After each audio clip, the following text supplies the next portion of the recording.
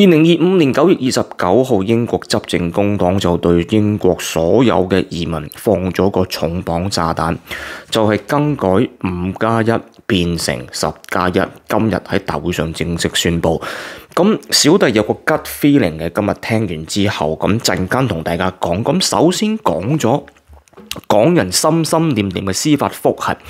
點解唔 work？ 嗱，小弟之前已經拍片講咗噶啦，條 link 喺下邊，大家 click 入去睇翻，唔好對司法覆核抱有任何不切實際嘅幻想。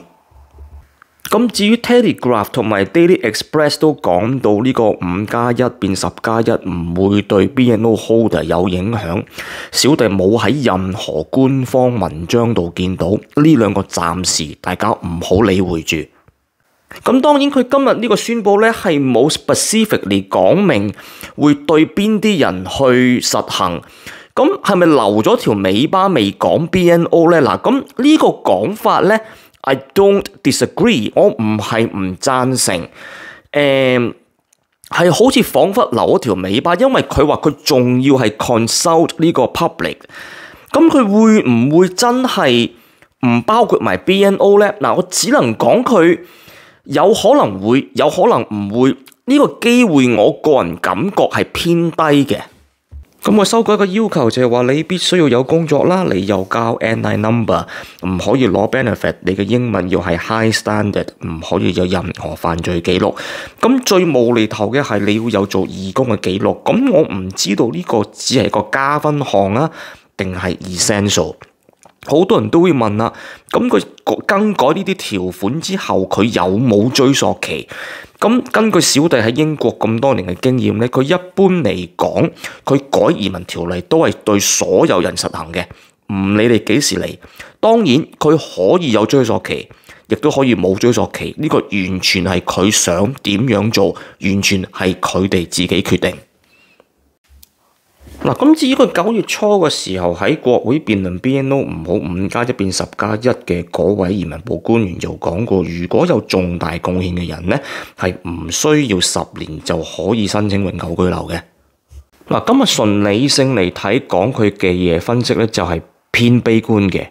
咁但係小弟個 gut feeling， 咁呢個 gut feeling 咧，大家唔好當真，我冇任何邏輯，亦都冇任何官方文件講過，就係我感覺到佢好似對 BNO holder 咧會有一種特殊嘅途徑，即係可能你買屋，呢間屋值幾多錢啊？你交咗好多錢稅啊，或者你證明到你冇 dependent，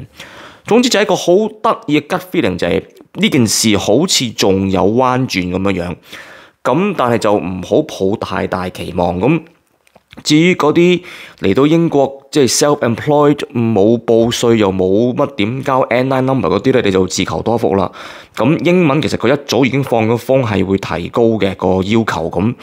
B1 應該變成 B2 就最少噶啦。咁 C1 就好似有啲強人所難。咁義工呢個就真係有啲無厘頭，我就唔知佢想點到底。咁就覺得我大家唔好再去討論佢合唔合理，咁有情緒我係絕對明白，但係小弟講過好多次，就係佢2020年容許香港人用 BNO Visa 嚟到英國嘅嗰篇文件嘅第一頁就已經講過，佢喺2025年嘅10月咧係有權進行修改。咁所以其實你話佢你又好，乜嘢都好，其實佢第一頁已經寫咗噶啦，咁可能係我哋冇睇清楚。咁當然，我哋讓情緒消化咗之後，如果真係今日佢講嘅嘢全部成真，BNO holder 亦都係冇例外嘅話咧，就真係要諗下坐低到底大家係想點樣行落去。咁當然我會留意住呢單新聞，咁一有啲乜嘢 update， 有啲咩改變咧，小弟就會同大家 update 噶啦。咁我哋今日就傾到呢度先，我哋下期再傾過。